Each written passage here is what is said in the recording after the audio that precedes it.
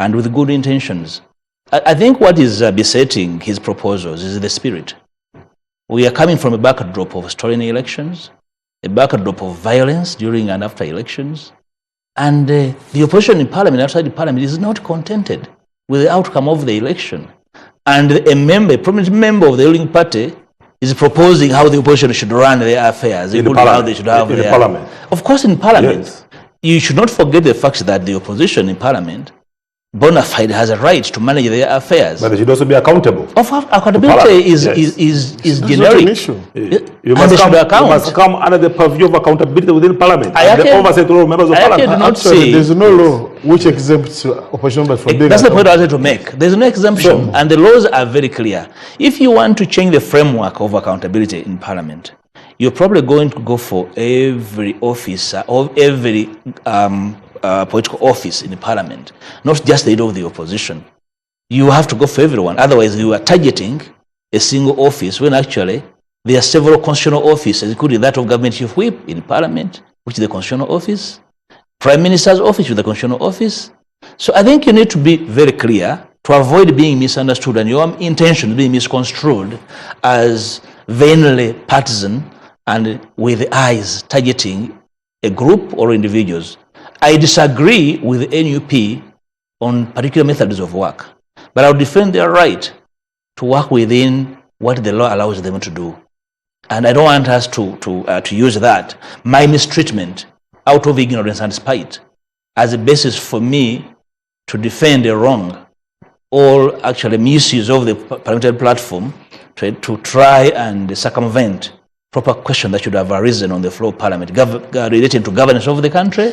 There was a similar attempt towards streamlining operations in the office of the leader of the opposition. That was in the Lumu bill. Do you see any similarity between Lumu's and now Namara's? Probably the difference is intention. When you look at the when you look at the background to the Lumu bill, which is the memorandum of the bill, is totally different from the Namara bill. Namara has not brought the memorandum, but he speaks to the memorandum. I can hear it from his tongue. It's a bit different. But I want to invite my brother. Namara, did you take time to read the Lumu bill? Well, first of all, I did take time to read the Lumu bill, but number two. Did you? I did. Yes, I did. How different or similar is it to yours? First of all, there is no big difference because it is all talking about how the leader of opposition should be elected. But most importantly, NRM rejected it then. But 17 members of the committee out of about 23 approved it and signed it. But because of the machinations and the godfathering within the parliament, it somehow did not see the light of the day. Can I ask you a question? Yes. How are you going to deal with the opposition that works with the NRM and the independents that have memoranda with the NRM? I do not know any part of the law, any of our laws in Uganda, that talk about members of the opposition or members of, independent members of parliament signing memoranda with opposition political parties or NRM. You quote for me, which law in Uganda talks about that a member of, an independent member of parliament can sign with a political party? I thought we were discussing practical politics. Which law? So you mean without the law? We must base on the law. Now let me ask you on a So for you mean that because there is no law which provides for a memorandum, when Honorable Norbert Mao becomes a minister, Honorable Sandra becomes a minister, members of independent members express their intention to work with NRM, that you, that one doesn't show you that actually they are better with NRM. Those are now issues. Those are issues you're going to discuss at committee stage. But your bill is suggesting that actually even those who are in bed with NRM should come and vote for the leader of opposition. It is not the independents as well, who have memorandum of understanding with NRM, should come and determine who. But the law is clear. Administration of Parliament Act says consultation with independent members of Parliament. I'm not the one who made that law. It says may. Independent. And for information, we consulted. For instance, I'll tell you that there are members we consulted, and they told us who are independent that for them, because they're independent, they want to stay in the middle there. You know, they don't want to take say. Well, as we take a break, I was intrigued by the term that you've been using invariably. Nuisance value politics. Maybe for the benefit of our viewers out there. Nuisance value politics, the sponsor, then would call it the MK bill. No, we are not talking about the sponsor. You see now that is misconstruing the interpretation. If it is a bill for amendment, it is an amendment bill. Or it can be done by the one it is targeting. No, not at all. That is from your own machinations, of course, as you may want to swing it in whichever direction. But the bill is standing and it's going to go through. NRM rejected the Lumu bill. NRM did not reject the Lumu bill. The machinations in Parliament, because the Lumu bill had reached the committee stage, 17 members out of 23 had signed it. But the Speaker of Parliament, because of how he was controlling the opposition, he shelved it. It never went on the floor of Parliament. Had it gone on the floor of Parliament, it was going to go through. Thank you. Honorable Muiru, how do we factor this bill and the controversy it's generated in the general politics that is running today? The question of human rights and several other things. Well, I think I need to make one thing clear. I know it may not only be about now the question of the Lukwago, because the Honorable Lukwago's situation, which is our situation anyway, it's not about Lukwago's situation. But because we condemn the man, and I know even my brother does, the way Honorable Lukwago was handled is triggered off this. But tomorrow, they can pick you. And still, we shall, once they pick you in the way they have been picking people and treating about them, we shall still condemn, because we have made that very clear that when it comes to human rights, there's no compromises. Even if tomorrow they picked Honorable Namara and we realize that the due process was not followed, we shall of course condemn those actions, because we are first. Now let me make it very clear. So is this an extension of statecraft? Well, I would say yes, to some extent, but the point I want to make to the movers of such a type of bills, because they may bring now a Muiru bill, that in as long as we occupy public spaces, we shall not stop condemning the illegalities. And as you know, we are waiting for Parliament. Once Parliament starts, the number of issues, including what Honorable Mpuuga is talking about, they are scheduled to be also raised on the floor of Parliament. And you may raise it and say, why are you questioning a stolen election? So we are coming for you tomorrow. So now they look for now another bill to target whoever will be talking about that matter. You understand? Because from the way the Alpha and Omega in this case, of course, I know they're going to be, also now my brother will say that a tweet produced a speaker and deputy speaker. A tweet has produced a bill. Now we may see tweets producing very many bills geared towards crashing on dissenting voices. But the assurance about Namara says he's doing it outside the PLU. Of course, Honorable Namara knows that the public is not docile and gullible. At least they can read between the lines and see what he's actually doing. And the public can wish him well in the direction. You see, if you play my sister one time said that, we have finished, there was no opposition in Parliament. We had swallowed them. Now we are going to... Which sister of yours? The way she was talking. Shortly, the same system, turned against. So even like him, I know him. He studied human rights. He understands them properly. He should be the last person, you understand, to take things for granted. Because if tomorrow I'm picked, for whatever reason, it's for either for standing to the public space I am in as a member of Parliament, I expect Honorable Namara to be among those raising up and saying this is wrong. Because, for instance, when we were arrested in Gulu, and Arua taken to Gulu, it is the Honorable Mpuuga and the group who were stayed behind, who raised their voices. Otherwise, we were members of Parliament. But we are going to approach a month in the prison. And they kept on saying we had a gun. Along the way, the gun disappeared. Then they kept on, when we were being charged, they told us they were going to be charged of treason. So I kept on imagining treason were picked from a hotel. I was not seeing the particulars of treason. So I kept on wondering that can it happen? So I was wondering, the police officer came and said, the doctor, that is going to check our arrest to see. Then it whispered to us that they're going to be charged of treason. I said that this man is just joking. So I kept on waiting to see who would sanction a file of treason. Then until they told us that you are trying to stone the president's vehicle. Then we said, president's vehicle? Where was the vehicle? Because we didn't see the vehicle. And even we spent almost a year going to Guru to attend. Then later, that gentleman Sunday, up to today. We don't know what happened to the treason case. So anything can happen in this country. What if it had not been brought around this time? Because you also have issues with the timing of the bill. No, we don't have. Still be better? Actually, we don't have issues with the timing of the bill. We are saying this bill was the issues to do with the bill were dealt with. What he misconstrues to be an issue now is what he terms consultation. You understand? But consultation has been litigated on and is defined. For instance, in this case, once we consult, we're not supposed to look for Honorable Namara. We consulted so and so. Before I get to Honorable Mpuuga, I believe you've picked one or two ideas. Do you think you can go back and then reach your bill to make it look better? First of all, my bill is very rich. Actually, we're going to add in more things. Now, what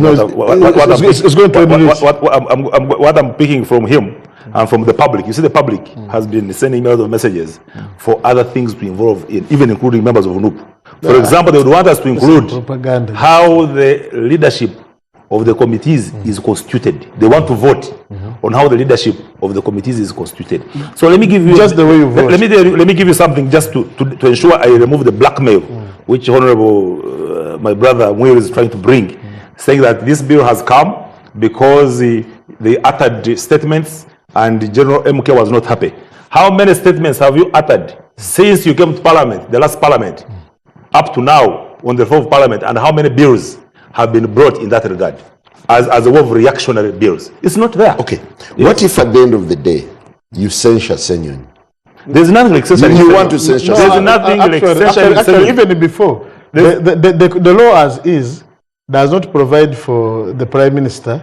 You can't censure Prime Minister. I heard you say that you can't. And even if the ministers, even if you did, it's up to the president to determine. Yeah, of course. That's why the president. But you can censure them. You can censure them. You can censure them. Honorable Mpuuga. Yes, you come back. Yes. Honorable Mpuuga. You come back. How does the current storm fit into the conversation around politics of the day? You know, one philosopher did say that a poor man's wisdom is ignored, and a rich man's joke is taken seriously. The Honorable Namara will be disappointed one day if the motivator actually says that I was actually joking. But you see, there's no motivator here. There's no motivator here.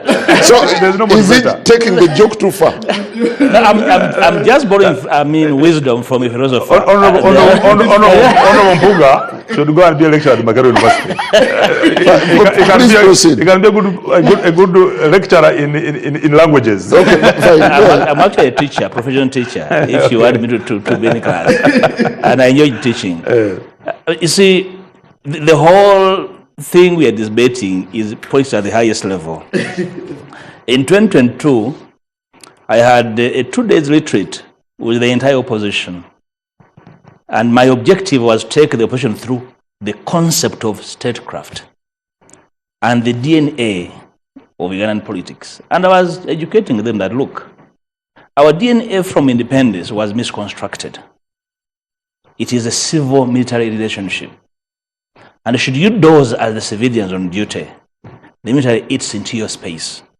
You must be awake, you must be aroused, you must be motivated, you must be on the move to keep the military in space and in the entirety occupy your space, because this DNA is not going to go soon.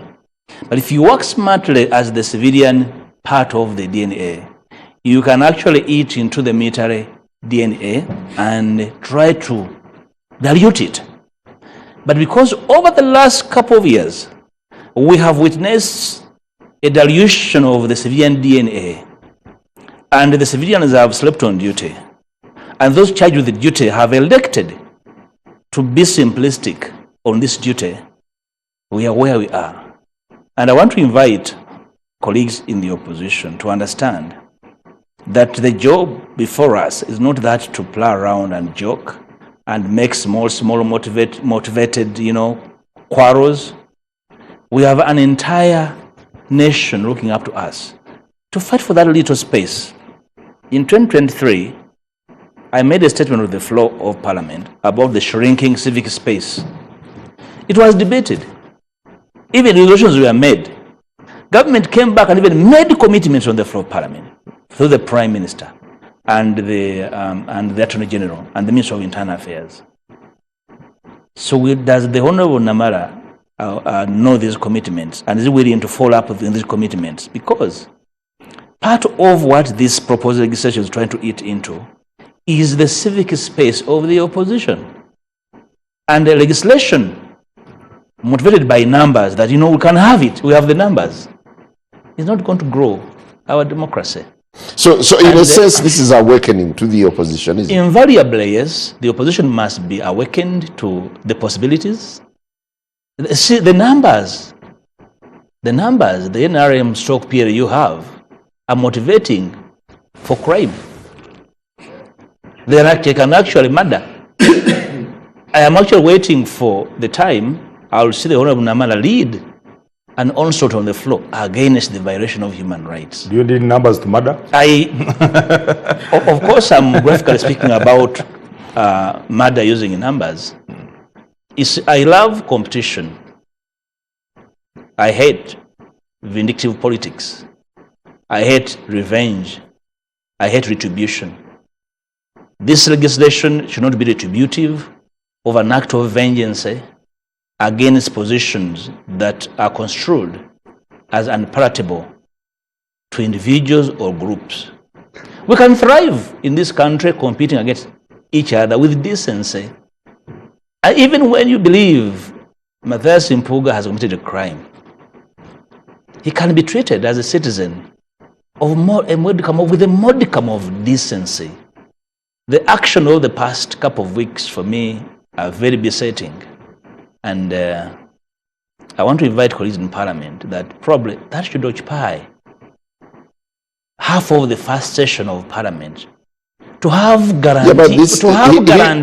Here is a shaken Parliament. I think this has now gone to the core of the opposition in Parliament. It speaks to what I said earlier, that when the military successfully eats into the DNA of the civilian part, the civilian will be shaken. And the few that still have some energy, some fire in their belly, should summon the others to stand firm and say, hey, we need to guard this space. That small space in which you stand is where you're going to even stand and protect and defend the military. Do you remember 2006, 2005, Tumukunde versus the Attorney General and the Electoral Commission? I remember so well that challenge in Parliament and in the Constitutional Court. It means that actually at some stage even the military can find itself disadvantaged, and therefore they will need that little space of the minority to speak for them. So for me, it's a general invitation to the colleagues in Parliament and outside the Parliament to figure out these possibilities. Sometimes it's because of our history. Some people are testing to see whether that history can be sustained with the disadvantaged civilian side. And some civilians, either out of excitement, are playing along. I don't think everyone is safe if we allow this to play unabated. At least, you're not going to flex.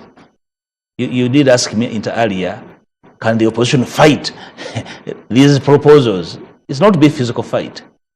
No, just nipping them. Of course, I understood what you said. Yes. You are asking. But I'm just saying the opposition should. I hope you'll give me the same time. The opposition should be able uninterrupted to make a passionate appeal from within and without Parliament for the nation to speak. with one voice to say, hey, this is one country we call home. We can thrive decently with our disagreements and make the future better. Would you, Honorable Namara, walk with your head high as having been an architect of something this sinister as it's been widely described? First of all, Simon, those are your words of calling emotion. No, but you've had the sentiment. An amendment. You felt no, the sentiment. They are not sentiments. They are maybe from 3-4 people. How many people have you consulted yourself? How many have you consulted on social media and everywhere? How many opposition MPs? You have had the Honorable Kawamala of DP himself. Sebamala of DP. He's supporting the bill. So how many other opposition members of parliament have you? You see, opposition is not only about NUP. That's one thing you must understand. And that's the spirit under which the law, that section of the law, was put in place, that may consult other political parties. NUP is not the only political party. And this kind of innuendos being created by the Honorable Mathius and others to insinuate that the country is on fire, and therefore this bill is not necessary. It's not necessary to who? We have so many political parties in parliament. I've given you an example. There are 47 positions in parliament for the opposition.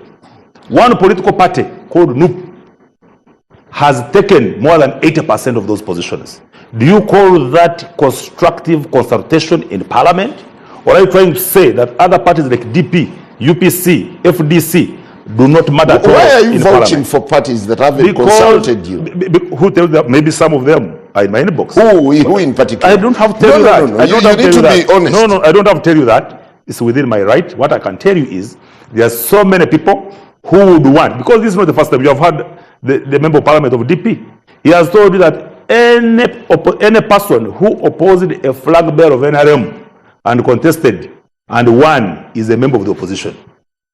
So everyone who stood against the NRM candidate and then NRM formed a government which is in power is a member of the opposition. So when we are construing opposition, we are talking about all those people who are opposed, who opposed the members of parliament. I have heard the offside that the members of the opposition, they don't sit on the same side with NRM, they sit with the members of the independent members of parliament. What does it show? It means parliament has two sides only: the ruling party, the ruling side, and opposition side.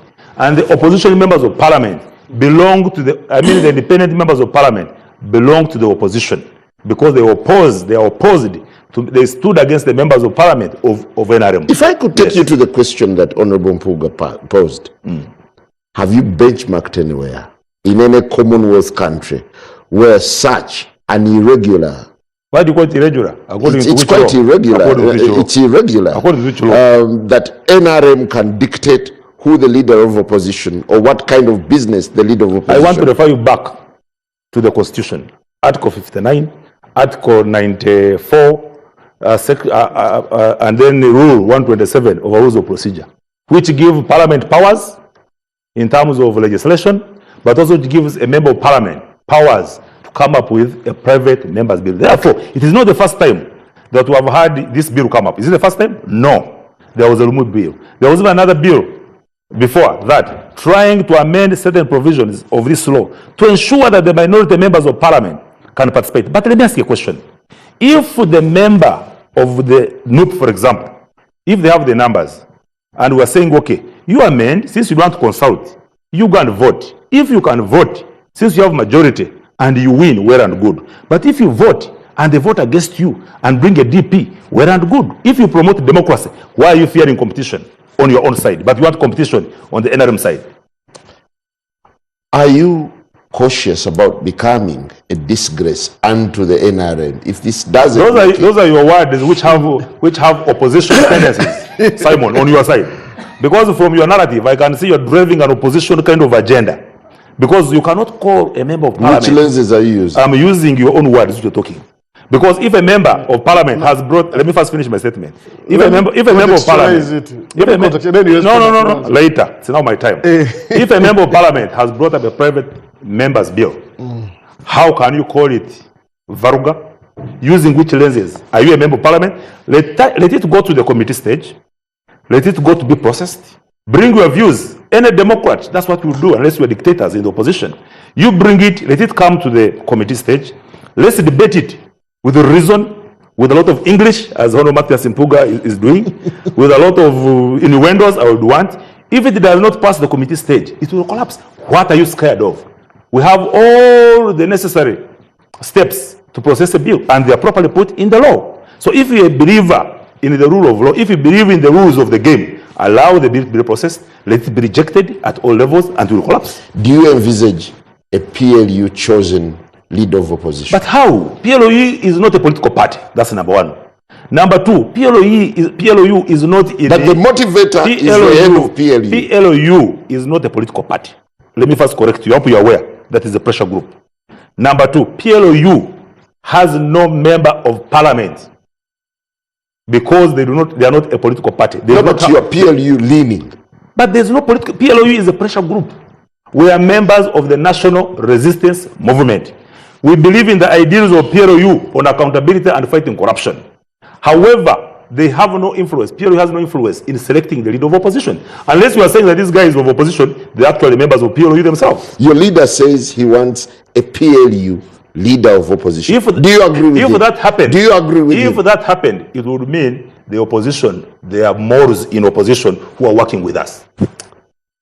Honorable Mweru, do you see scenarios unfolding? Take, for instance, how to manage the intent of the PLU boss. He wants a PLU leader of opposition. How best can it be managed? Well, I have no comment about that, but what I wanted to say on one of the reasons, of course, I don't see how I can engage into the PLU business. You may join soon. Because I don't take I don't take serious. I know we have got there are two PLU chosen speakers on Twitter, yes. But that maybe that's the new method they have adopted. But I wanted to maybe to give some information to my brother that one of the things maybe you don't know why you need maybe even to consult before you go on with your bill.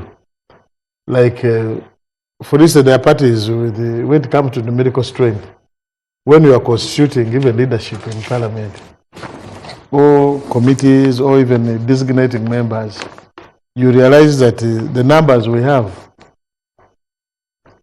each and every person is placed at every, for instance, like at committee stage, where the requests have come from as part of the further consultation we do.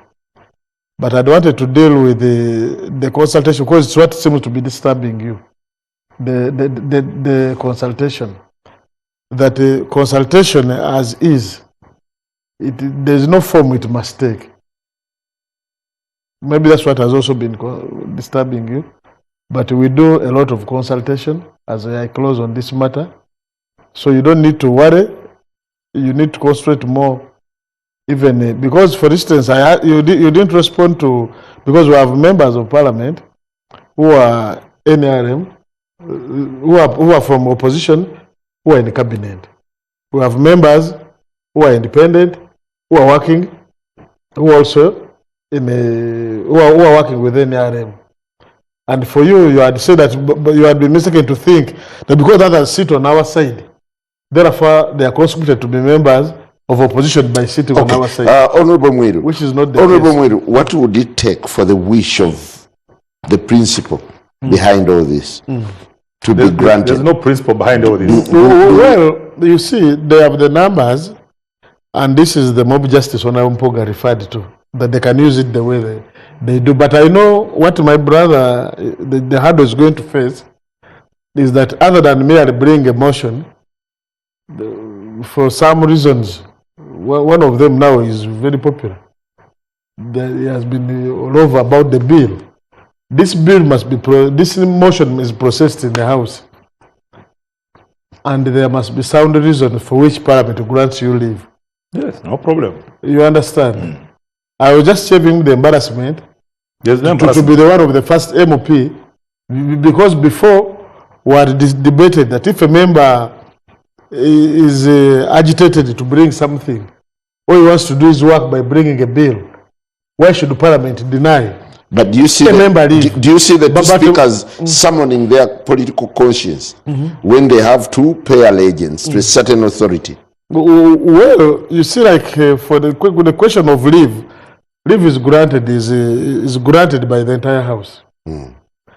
And I don't know whether maybe you need to improve your bill and the way you are putting it up, because if you go that way, you will be denied the leave. Have you seen it? Then you would be very happy. You understand? Well, Honorable Mpuuga, as a senior legislator, do you see Parliament being arm twisted to play to the whims of the principal? I am never speculative, unfortunately, on matters of politics. But what I can say will be a statement as a matter of advice, namely to the Honorable Paul Mwiru, is to rally the opposition to understand how intricate your position is in Parliament, and therefore try to work together even when the situation is most precarious. You need to work together and to overcome it. Secondly, to my brother, the Honorable Namara, I'm happy to hear him speak the language of justice and fairness. Very good. I'm made to believe that probably because we also don't know, you also don't know, our Lord could be on the way coming. That now, those hitherto who had never had justice as part of their lingua, are seeing that justice is very important in the conduct of public affairs. May you please carry through that language of justice, through the thread of your legislation, that this country can see an emergence of an epoch of a new belief in justice, not simply rhetoric to serve the moment of the time. Because what is constraining the growth of our democracy is injustice, brazen injustice, brazen unlawlessness, brazen impunity. That's what is killing the space in which we should be playing as public servants. If you carry through that way, and the language is justice, not revenge, not retribution, not vengeance, not show of martial, political martial and power, because that too has limitations. Yeah, but politically speaking, there always comes a moment where you draw certain scenarios of what could happen. Do you see any scenarios of how this bill could sail through? My construction of how Parliament works, especially in the early month, is that anything is possible. Sobriety normally reigns in latter month, when in reality the later reigns into the legislature that actually we could have done better. It's normally late. But this is time to impress.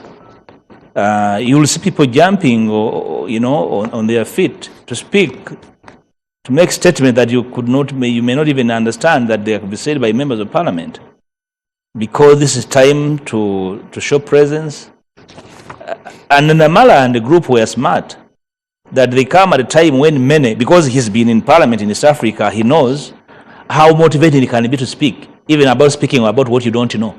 So he could easily ambush these well-meaning novices into legislative murder, when actually believing that they are doing their work. Like I said, that ambush the job of trick. the whatever it is, that the job of an MP is to make laws. The question is, which law? We are supposed to make laws that make positive addition to the wishes of our people, not to fill shelves that you'll never implement them. Finally, as we get out of here, Honorable Namara, other than Lenos Ngopek and another legislator with whom you are at the press conference, who else is with you? Oh, the entire House, including the opposition, they are supporting this bill. And I can tell you, for a fact, you see that, you know, my colleagues, Honorable Mwiru and Honorable Mathius Mpuuga, you know, I was smiling when he was talking, because he talks a lot of rhetoric, when you call members of Parliament, the novices, they're excited. I said well-meaning. They don't know what to do and they can be ambushed. These are very senior members of society. First of all, what's wrong with the members of Parliament, of the opposition, electing their own leader of opposition? Why are some people hell-bent, or why are they worried of an election of the democracy they have been so much preaching about to have in NRM and in Uganda? We are saying Uganda have an election. Don't go for appointment in Kavule and you bring a leader of opposition without consulting the other minority parties. If you feel you have majority in parliament as NUP, you go for an election with other members of the opposition so they can elect you, so that if you make a mistake as a leader of opposition, they can put you to account for it. That one, in that one, Honorable Mathius Mpuuga and Honorable Mwiru, I don't see any injustice which you're talking about. Can you name three members of the opposition who are on your side? Oh, very many. No. You won't see them in the voting. You have the liberty. Please brother, name them. Let me tell you. No. This one, you see, what is so secretive about? We are processing a bill. We are seeking parliamentary approval, leave of parliament, to go and start drafting the bill. So it will be premature for me to start. If your bill is palatable, tell us who is with you. Don't worry about that one. You will see how palatable it is when it is being passed by the opposition themselves. I can assure you, members of NUP, if the second ballot, because they have been hijacked by a cartel, a few members from Kavule, they have been hijacked. So we are the liberators. Actually, I'm like the liberator. Yes. I'm the liberator. No, it will depend if you are voting in your. If you are voting in your no, I mean in the opposition. When you are voting, you are a member. When you are voting, you are a member as a leader of opposition. You understand? It can be in the rules that your voting will be by second ballot when you are voting as members of the opposition. Of course, I know how you vote in parliament. I've been there for 8.5 years. There's nothing new you can lecture about Honorable Namara, how huge is your appetite to get Ssenyonyi out of that seat? I don't even know. I've seen Ssenyonyi twice, I think physically. I have no appetite for him, and this bill does not target him because it cannot work introspectively. Number two, NRM cannot remove Ssenyonyi. Why? Because for him as it is now, first of all, as it is now, he can be removed by these members of the opposition themselves. They're going to remove him if they feel he's not performing, and we're giving them that mandate. Yes, we are giving them that mandate that if you feel you can remove the leader of opposition, you remove him. You are the opposition. So that's the signal. And as I conclude, Honorable Simon, what a pleasure having you, Honorable Namara. I'm afraid that time is fast spent. As I conclude, just 1 second, I want to appeal to Ugandans to be calm. We are going to process the bill. We give power to the minority opposition parties so there is accountability and value for money. Do you think it will go through due process, or it's likely to be hijacked and manipulated? My view, the parties were very negative about government. The parties were emphatic about